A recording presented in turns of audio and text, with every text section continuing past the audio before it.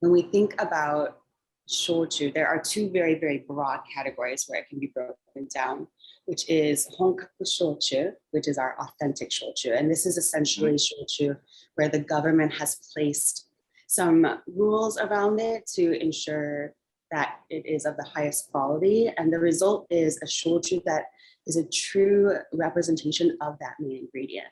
And on the other side, we have our multiple distilled Horui shochu, which is going to be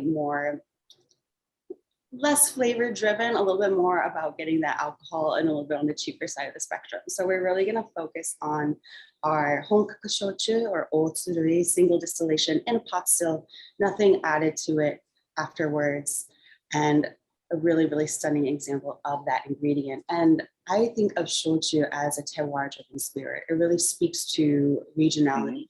And when we look at where our sweet potato shochu is coming from, where our barley shochu is coming from, where our soba, our buckwheat shochu is coming from. So if anyone has this fun little set of bottles, the kits that came along, feel free to kind of taste through. There's a really lovely spread of shochu, hakutake, shiro. This is a rice shochu, very, very delicate. They're actually polishing the rice down, so it's extremely floral and light. Ichiko, coming from Oita. This is one of the most popular shochu in Japan with the highest sales. There's also Aomori. Aomori is a whole nother category in and of itself, but distilled from Thai rice featuring black Koji. Brings through this incredible, just wild, it's vivid, this shochu. Some are a little bit more on the delicate side, but I find that Aomori plays really, really well in cocktails. It has a great backbone to it. And then there are also some fun sweet potato shochu as well to try. But if you want to, like, as Takuma and Brian are going through their cocktails, pour a little taste, see if you can get inspired by that, and also feel free to ask any questions as we go along. The shochu that are in that kit really show some of the more popular and common types. So rice, barley, sweet potato. There's also kokuto, which is black sugar. Some people call it brown sugar, coming from the Amami Islands. And then soba, or buckwheat, which is really fun. I have a soba shochu here. Most shochu is coming from Kyushu, but there are some coming from up in northern Japan, like this one coming from Nagano, because Nagano has a lot of buckwheat production. So it's kind of fun nod to the region and such. When you're picking out shochu, some things to look for on the label are where it's coming from. You may sometimes see the word soju written on a shochu bottle. Soju is Korean for a very similar product that has fewer regulations around it. Sometimes we'll see single distillation soju, but more often than not, it is done on a continuous still. But putting soju on a label allows the producer to sell in certain states like California in stores or restaurants that have beer and wine licenses. It lets it get in under the radar, the low proof ingredient. So kind of a fun fact there. So it may say soju, but if it's made in Japan, it is shochu, and it can still be honkaku shochu even with that listed on there. Cool. Have either of you tried any more like wild or weird shochu, like fun ingredients? I would say the most wild, two expressions that I find to be the most wild that I have had personally, the jogo, it's a kokuto shochu, that is, has that kind of like cane spirit funk to it. Like it almost like flirts with the esters, and it's super fun. I love it with the Aomori style, like, a little bit of hot water with it. And also, echoing back to the Beni-ikko that I like to share with a lot of people, that one's like, it's so funny. It tastes, nutty, almost desserty, almost white chocolatey, but really funky at the same time. It's just, to the mezcal drinkers out there, it's something that I feel like it's something that definitely blows somebody's mind more times than not. But those are the two more wild expressions. I hear that there's a really fun carrot shochu out there that I really need to try, and I'm really, really interested in it. So if anyone has access to that, please bring it to me over at Rule of Thirds. For sure. Carrot shochu is really fun. I had the chance to try one at Bar Orchard in Ginza a while back. Oh, wow. It was actually a 5-year aged carrot shochu. And it had that incredible, the earthiness there, but also the influence from the barrels played a unique role, this tinge of vanilla that came through. And it was delicious on the rocks, but I also feel like that would play really, really well in a cocktail too. Someone gifted me That sounds divine. Have you had this before? No, pray tell. What is this? This is which one? Oh, I never tried that. Yeah, so there's a list of 54 ingredients that are approved. Carrots on there, dates, chestnuts, multiple types of seaweed, like very specific types of seaweed. So again, very terroir driven. But there's also milk noted on the list. This is wild. So when you come to Kumiko, for example, it's really, really fun. But I think when you think about shochu production and the different types of koji that can be used, and how when we're working with white koji and black koji, we're seeing a lot of acid being produced during that purification process. It's really fun. It's not just milk, of course, rice koji as the base too to help build it. Milk is that secondary ingredient that's added during that second fermentation before the single distillation. But what it brings is it heightens all of that kind of bright acidity and the floral notes that we get from the koji and the rice, which brings through a very, very fun set. Also, because it's distilled, yes, nothing added to it, it's crystal clear too. So it's kind of one of those. Beautiful. Yeah, when you think about shochu, is that there are some barrel-aged shochu. The government does place a cap on the saturation of color, how dark it is allowed to be before it is no longer allowed to be labeled as shochu in Japan. Some skirt around it by adding neutral enzymes to it so that they can then label it a liqueur and sell it even though there's no sugar added, simply because they don't want to strip away the color. And others will ship it to America with the label shochu or even whiskey in some places. So that's another kind of fun distinction that we can see with color and aging. It smells really good. It also does amazing. It smells a little bit like karukisu, like calpico, I think. Wow. Oh, nice. Very cool. A little bit sweet, almost like a flan or panna cotta as well. Yeah. Is it distilled to 24, 25? Yeah, it's a 24. Oh, this one's a little hotter. This is actually 42. I completely missed it. Oh, wow. So they're leaving it undiluted. Yeah, 42. That's cool. Yeah, I can't wait to try that. Incredible. Well, how about we start to make some cocktails? I know both of you have created some really beautiful expressions, both featuring sweet potato shochu, but two very different sweet potato shochu. So we'll have one little conversation. Takuma's cocktails a little bit on the lighter, more nuanced, bright, refreshing, zesty side. So I'd love to start off with Takuma's cocktail. Sounds great. Thank you, Julia. My name is Takuma again. I'm a co-founder and beverage director at Matsuri, New York City. I can't wait to show you like my new project. Today, I'm going to use the Beni-ikko Aka, which means red, produced by Takara Shuzo, Kagoshima Prefecture, made from 100% Beni-aka potato, which is variable kind of sweet potato. Let's try first a little bit.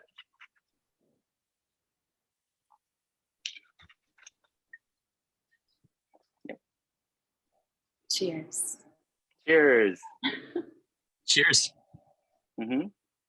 Kanpai. Yeah, it's like kanpai. Yeah, very aromatic.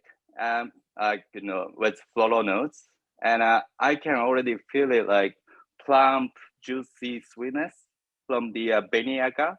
The Beni-aka is like a very, very rare potato, so like sweet potato. So like You can, I can already feel it, like the sweetness. Mm. Yeah, it has a lot of body. Yeah, as I get from the potato, sweet potato. But in the end, it's kind of dry, kind of punchy, and the like a good aroma linger on your tongue for long. Very, very enjoyable, like, shochu.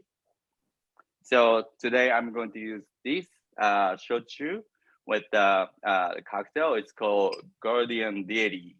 Very, very simple cocktail, which using Beni-ikko, aka, of course, and the yuzu juice and yuzu jam. Also, yeah, and kuromitsu, which is the using Japanese brown sugar with the honey and origo mixed from Okinawa, and shiso leaf. Yep. So yeah. So why it's so simple? Very simple, because these ingredients can be bought in many places. Because I want you guys to make it too, and the also each one is an ingredient that makes feel Japan, very Japan. And third one, there is no shochu cocktail that you can order anywhere, which is a classic cocktail. So I love to keep making variation about daiquiri or gimlet twist. So, but because of body, although the alcohol content is low, so you can keep the body of the cocktail by cooling the bottle of the shochu in the refrigerator, or shaking it for short time, or using the good ice, so you can keep the body. Yep. So let's make it. So Beni-ikko.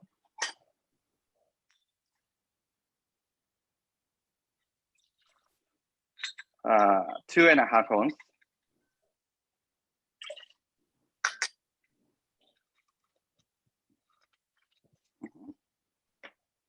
And yuzu juice, 1/2 ounce.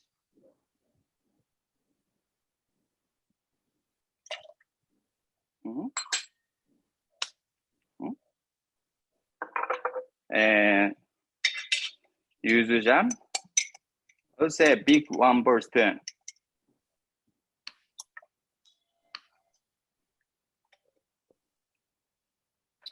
And the kuromitsu, also the big 1 spoon. Makes koku umami.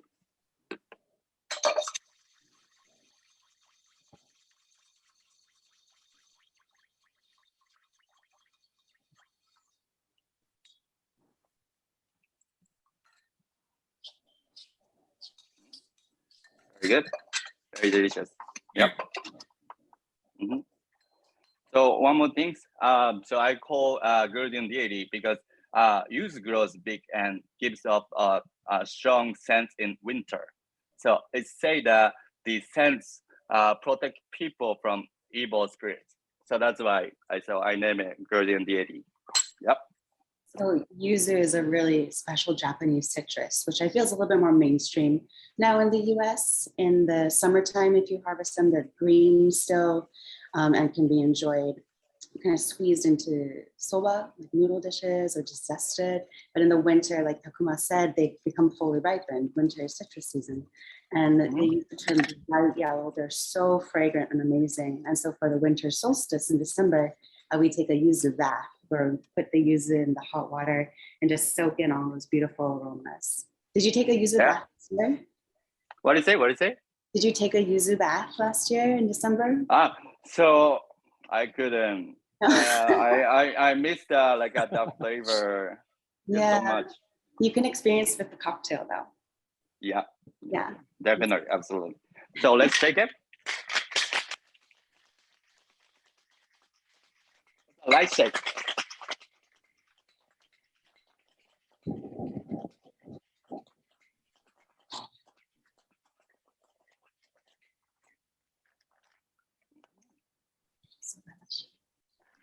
Your shake is so beautifully rhythmic. Were you ever a drummer in another life, Takuma? You've got so much rhythm. It's so fascinating to me. I love it. Thank you. Dancer, right? Yeah. You got that rhythm too. And so the they little say. shizzly. So cheers, guys. It's beautiful. Cheers. That is beautiful. Very refreshing and very easy to drink. Also, the body is still here because of the shochu body and the kuromitsu combination, and the using the so makes me feel like very very Japanese, very Japan. I love that. Thank you so much for sharing. It looks Thank you, Takuma. Thank you. It's beautiful. I really love that you brought up the body of the drink. I think this is a very important thing to think about with all cocktails. When we think about balance, it's not just balancing the spirit with sugar and citrus or the spirit with bitter and sweet, but it's about the texture of it and this roundness that you get. And I think something that perhaps folks are coming upon when working with shochu for the first time in cocktails is that it is typically lower in proof. And so it isn't going to be a one-to-one substitution. And it's not only that, but when thinking about making a drink inspired by a gimlet, which is typically very brash and spirit forward and citrusy, everything's popping, that you want to keep that body. And then so I think with your build in bringing up the amount of shochu to 2.5 ounces, but then also introducing some really round and luxurious ingredients like yuzu marmalade and like the kuromitsu, the syrup, I think that is extraordinary. And also your shake too. It was a little bit more of a gentle shake, very rhythmic and rounded, but getting that motion, that figure eight in between. And I can see the froth from here, that little layer of the crema. So it looks outstanding. And yeah, such a good point about cocktails with shochu. Thank you. Thank you, Julia. Amazing. I wish I could try it. I'm very jealous. Yeah. Me too. I'll have to make it later for myself. I have some. Of course, I'll make it for you guys next time, very soon. Yeah. Exactly. Yeah, and there was a question about the last syrup that was used. And yes, it's kuromitsu. So Kuromitsu. yeah, kuro means black, and then mitsu is like nectar or syrup or honey. Like hachimitsu is the bee's nectar, honey. Kuromitsu is made with kokuto. So just like that kokuto shochu, the black sugar shochu that we were talking about, same base ingredient. So also a really kind of fun nod to shochu as well, bringing that into a shochu cocktail. And that's lovely. You can find kuromitsu at a number of Asian grocery stores. We'll have it, I know in New York, it's pretty easy to find. You can also buy kokuto itself, bricks of that sugar to make this syrup. MTC Kitchen has it, mtckitchen.com. And Rarity Cellar also sells really beautiful Okinawa kokuto. It's outstanding. So definitely worth adding to your pantry at home or at a bar if you work in a bar. Beautiful. Beautiful. Yep. Fantastic. Well, Brian-san, would you like to show us your cocktail? Love to. All right. Full disclosure, I've actually never been to Japan. And so when I got this opportunity to build a Japanese inspired bar program for Rule of Thirds, I was more channeling my curiosities of flavor, using Japanese spirits, Japanese ingredients, but more encapsulating the concept of umami. And, me creating this menu was sort of me trying to take all of our guests on a ride on this journey of me trying to understand the concept of what I do know, which is, more American classics and postmodern classics, but kind of, giving it an umami spin. And when playing with shochu, it just blew my mind. I mean, everybody likes to use mezcal sort of like the benchmark of, the spirits spectrum and range, but it's way more subtle, generally speaking. So, it's not, as Julia mentioned earlier, it's not so much like a plug and play when creating a cocktail based on a classic using shochu. so many things come into play, like citrus, you know, dialing it down, maybe lifting the sugar in some respects, being very, very careful with the bitters and bitter content. So I wanted to really, really play with a sweet potato shochu as well. So I've got Mahoko here from Honkaku Spirits. It's from the Miyazaki Prefecture. It is distilled up to 35%, which is a little bit higher than your usual, you know, 24 to 25% shochu ABV. But it's beautiful. It has a little bit of a bite at the end, but I you know, just tasting it on its own, it's you know, it does have that roasted carrot kind of like caramelization flavor to it. It really is. It to me, it's, you know, it encompasses earth. It just tastes earthy. You know, you can taste the dirt from the sweet potatoes that were probably still on there when it was distilled, which is a great thing.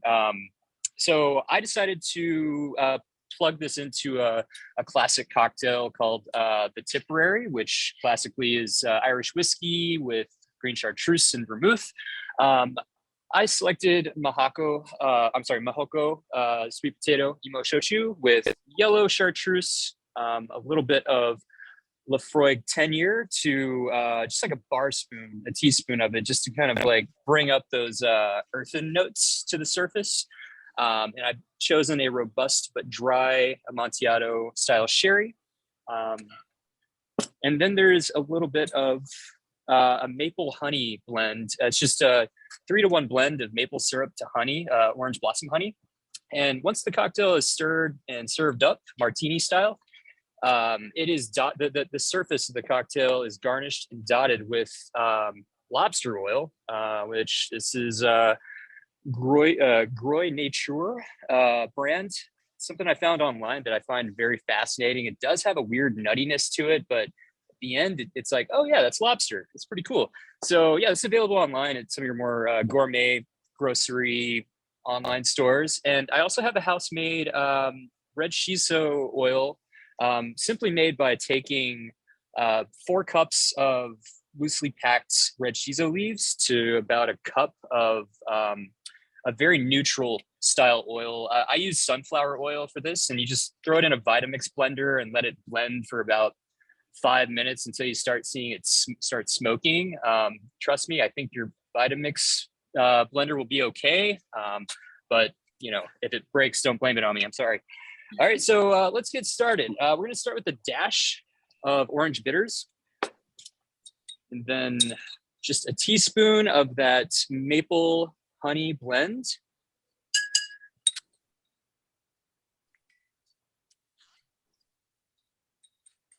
And then a teaspoon of Lafroig 10. A little goes a long way with this, by the way. You don't want it to be a peat bomb, but 1/4 ounce of yellow chartreuse. You know, a classic Tipperary would probably call for about 3/4 ounce to an ounce of chartreuse. Again, what I mentioned earlier, like you don't want the bitter herbal liqueur to overpower the delicate notes of the shochu, the base spirit. And 1/2 ounce of the Style Amontillado sherry. And the star of the show, we're going to do 2 1/4 ounces of the Mahoko Imo Shochu.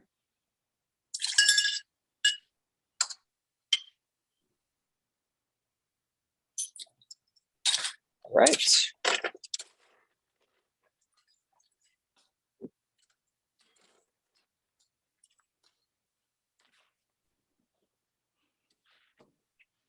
We're going to give it a stir for about 30 rotations, give or take. You want to be careful not to over dilute shochu, but you know, I selected sherry as the fortified wine base for this cocktail because you know it has those nutty, salty, earthy notes that I think pair really well with imo shochu.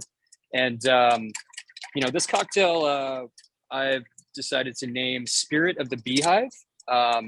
No particular reason other than it's based off of a Spanish film from the 70s. It's about you know, the imagination of a young girl during the Spanish Civil War who becomes obsessed with the movie Frankenstein, and You should watch it. It's phenomenal. But I figure there's honey 2 ways with the chartreuse and the maple honey. And I think I thought Spirit of the Beehive was a really cool name for it. Just kind of evokes like a certain time and place for some reason to me. So once it's stirred, just strain it into a chilled Nikken Nora glass like so. And then as a finishing move, dot the surface, a little bit of this lobster oil. And this kind of creates the that umami effect that I'm a huge fan of with Japanese inspired cocktails. Then the shiso oil, bright green contrast. So I don't know if I want to take a quick look at the very, very top surface. I don't know if you can see it, but it looks pretty. It looks like a lava lamp in motion. So sorry about that. So yeah, Spirit of the Beehive. It's a martini style cocktail. Hopefully it pulls in some of those martini drinkers, some of those like whiskey, Manhattan drinkers alike. But cheers, everybody. Cheers. Cheers. Fantastic.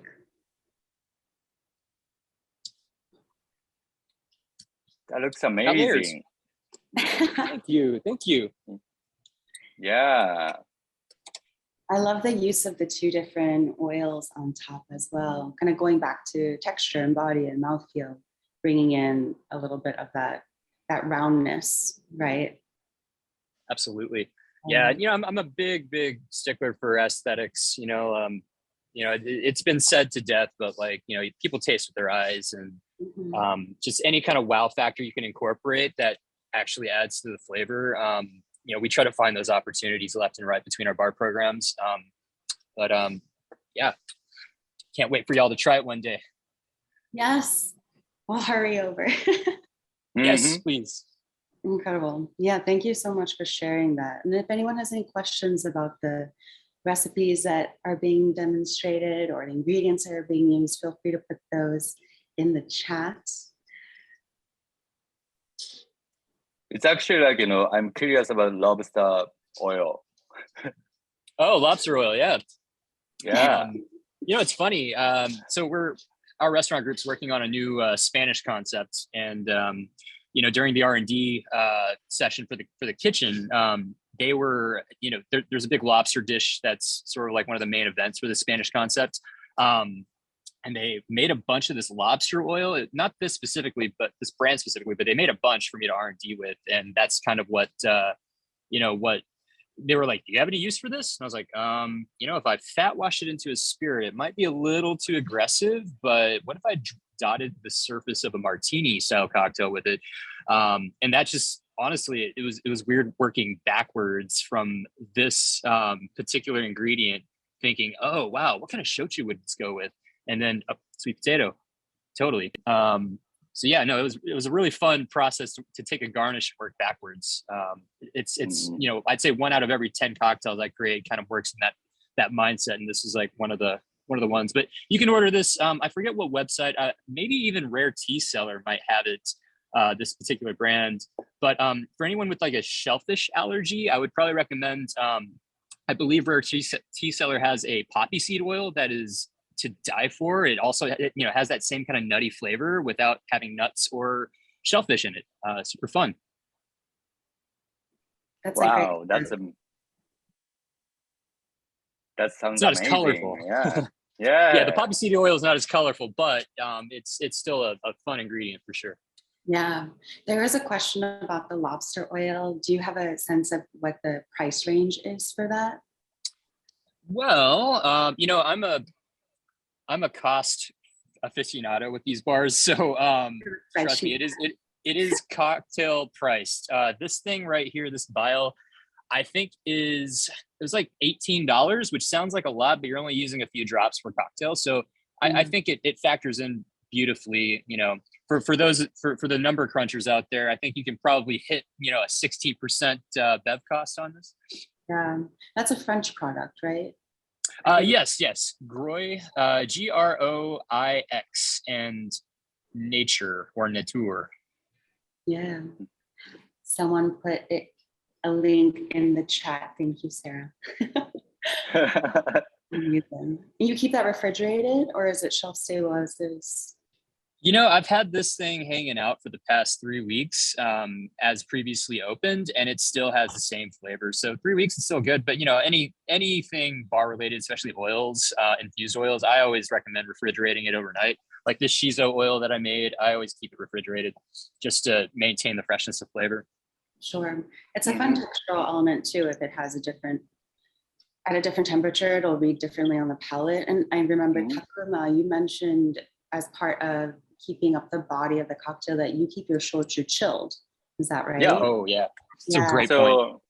Yeah, because you know that after making cocktail, like you know the cocktail should be cold, and so if you chill the bottle, like so you can short shake and then you can mix it, and then you can make it chill. So that's the point. Yeah, that's a great point. That actually kind of connects to a question that came through from Matt. This is directed to Brian, but when dealing with the delicacy of shochu profile, how does it survive up against something like chartreuse? Wait. Repeat the question, please. Yeah. Matt Levy trying to stump me. I know that guy. Man. No, I was just curious, and this could go to anybody, but when dealing with shochu, which has delicacy and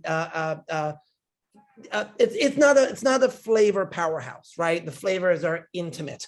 How does it stand up against more potent flavors like chartreuse? I know you only use a bar spoon of the Lafroig. Oh, like I see what you're saying. Like, so if you were to like split base, what would it make it? So that's the question. How does it survive more strongly flavored ingredients? Yeah, no, that's actually a wonderful question. Oh, by the way, look up Covert Cocktail Club. Matt Levy is one of the coolest human beings alive. He's actually my neighbor, and he did a cool speakeasy for a while. Very exciting stuff in the cocktail world that he's doing. But anyways, I find that split basing shochus have been such an instrument, or split basing shochus with conventional spirits. Has been such a really important gateway into getting the everyday drinker into the world of shochu. Like we currently have a martini, like sort of like a wet style martini variation on our menu currently that blends Mizu Saga Barley shochu, which is like a nice like bright floral kind of melon flavor-esque shochu. We pair it up with an apple-based gin called Neversink Gin, and it just like the bouquet of flavors just like it doesn't punch you as much as it just like captivates you. But you know, I find that pairing with gin has been such an like almost a no-brainer because you get the herbaceous with a lot of the floral characteristics. But some of your more robust shochus that I've played with. You know, like the Alkage Yanagita Distillery roasted barley shochu. To me, like I have done a really fun. We had a hot toddy style cocktail or a hot buttered rum cocktail where we took buttered popcorn infused rum and blended it with the Alkage roasted barley shochu and a little bit of cumin liqueur and hojicha tea, and it was just like, you know, it was like winter in a cup. Split bases are kind of the way to go in my book. You just got to find that right balance. You want to definitely, you know, more times than not, use more shochu than the higher proof traditional spirit at hand. But, you know, it's just, you know, I'm sure sky's the limit. You can blend it with mezcal. Sometimes people like to blend it with vodka to kind of lift the perception of that, of the shochu spirit as well. Again, the possibilities are endless. Absolutely. And I think a fun note to make with shochu is in Japan, more often than not, we're mixing it with water, but not just a splash of water, but a lot of water. So don't be afraid to, I think of it as opening it up, not diluting. When we look at, you mentioned a hot toddy, and I love that you said that, because one of my favorite ways to drink shochu, especially in the winter, is as oyuwari, so mixed with hot water. And some of the traditional ratios are 4-to-1 or we'll do 5-5, so equal parts, or 6-4. So 4-6, 5-5, 6-4. And with oyuwari, we pour the hot water first because that will help warm the vessel and also help cool the water a little bit, because you don't want to just scald in hot water. You don't want to boiling, more like starting around 185 degrees. So boil the water, let it cool a little bit, then pour it into the cup, and then pour the shochu over the top. And this just lifts all those incredible aromas. It's like this beautiful way of getting to know the spirit, because when you're capturing the aroma, I feel like when it's warmed, I feel like you're tasting more than you will when it's just at room temperature. And that for me is a fun way to break down all of the flavors that I'm getting from that shochu, which can be accented by bringing in other ingredients. So when thinking about shochu and cocktails, try it straight, try it on its own, but also try with some hot water, and then see how it makes the spirit become a little bit more prolific, one might say. Like, yes, shochu is subdued and nuanced, but at the same time, I think it's a very bold expression of each of those main ingredients that are being used. And Brian brought up a really fun example of a roasted barley shochu. And I think it's important to note that this isn't a very typical process. Most barley shochu lean a little bit more on the delicate side. With atmospheric distillation, you're going to see more of a bold character of the barley coming through, but with vacuum distillation, you're going to find this stunning like floral note to it. But then if you roast the barley before fermenting and distilling, it's toasty and nutty and savory and just a completely, I don't know, if you were to line up 3 barley shochu, 1 vacuum distilled, 1 atmospheric distilled, and then 1 roasted, probably atmospheric distillation after that, the blind tasting would be so much fun and very distinct. I think you'd be able to pull them all out. So while being subtle and subdued, it's also very bold at the same time. And I think it's a really, really beautiful spirit to try simply or in really complex cocktails like the one that Brian made. Don't be afraid to introduce it to other friends, basically. Yeah, that's totally true. 100%. Yeah. Takuma, do you have any tips for working with shochu? I love that you mentioned having the bottle chilled, but is there anything else that you like to do? So like I mentioned the like chunk ice, when you shake it or like stirring, like I prefer like using like like big ice chunk cube, like even my place, like I try to like made it. It's like a less dilution, and you can chill like long, very very long time.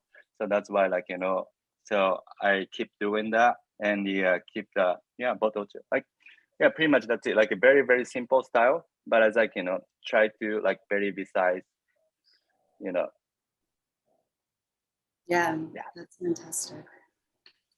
And For also, those, go ahead. I'm sorry. No. Also glass wise.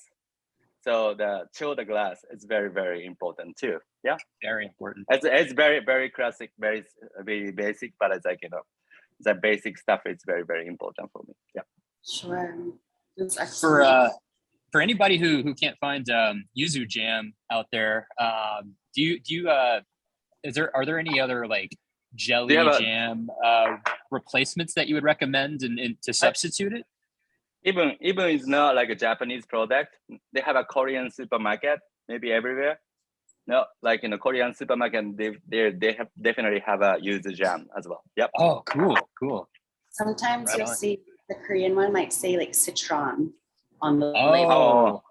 Yeah, and it's like big jars. They also have date jam, which is super cool. Or like juice. Oh yeah, it's really awesome. Yeah, H Mart has it. H Mart. I love H Mart. H Mart's my I love H Mart. I do too. I had no idea that citron jam was the same thing as yuzu or similar. I thought it was just sort of like a lemon peel jelly or something. But I always see that there. Yeah, it's tasty. It's got that bitterness, the floralness. Oh, cool. Yeah. Mm-hmm. Yeah. Are there any other questions? You have 2 incredible bartenders here. And an incredible moderator. Thank you so much, Julia. This has been quite an honor to be in the same chat room as you two legendary bartenders. I'm smitten. Equally so. Thank you so much for a really lovely time. Yeah, we do have about 5 more minutes left. I do have some fun information to share in a couple of months. So starting March 1st through March 14th, we're going to be celebrating Shochu Cocktail Week. And there are going to be quite a few bars involved with some fun shochu cocktails. I'll have some shochu cocktails here at Kumiko in celebration of the event. So definitely something to keep an eye out. This is in partnership with Punch Magazine. So they'll be posting and sharing about where you can go for all of these delicious drinks. So please keep that in mind. And there is also an incredible shochu cocktail competition going on, which is being hosted by JSS with a grand prize of a trip to Japan. So if you check out JSS Shochu on Instagram, they have a link where you can submit your recipes. So definitely check that out, especially after you got all of these tips and tricks from 2 incredible bartenders here. I feel like you are going to be in a very good place to succeed in this competition. So I hope that you do have some fun, mix a couple cocktails, and then see what happens. Let me see in this chat. So, Takuma-san, where is Martini's going to be located? What's your address? It's like address is kind of still like kind of secret, but it's like the between Gramercy and Union Square. It's around that. Yeah. Incredible. So, yep. Suspense is killing me, man.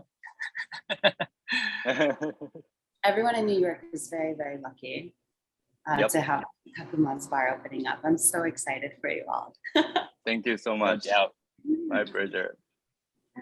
I'm so excited to have you guys. Sure. And Takuma, while I have you on the screen here, do you want to talk a little bit about your shaking technique? Because I felt like that was very special as well. Kind of the movement and the motion that you get inside of the tin. So like our shaking technique, I mean like a Japanese bartender shaking technique is like, of course, like so the chill the cocktail, mix the cocktail, and also aeration. So like we try to not crack like the ice as much as possible. So doing that, it's very hard to like showing like that as a zoom, but hopefully like I can teach you by like this. It's like dolphins. Exactly. Out of the water. Yeah. Think of it as dolphins out of the water. Very much risk driven as well. And I think something like when people see the cobbler shaker, people often think, oh, Japanese bartender. And then they think, oh, Japanese hard shake, right? And there's this kind of general train of thought with the tin that you want to go very, very hard, kind of just based off of that name.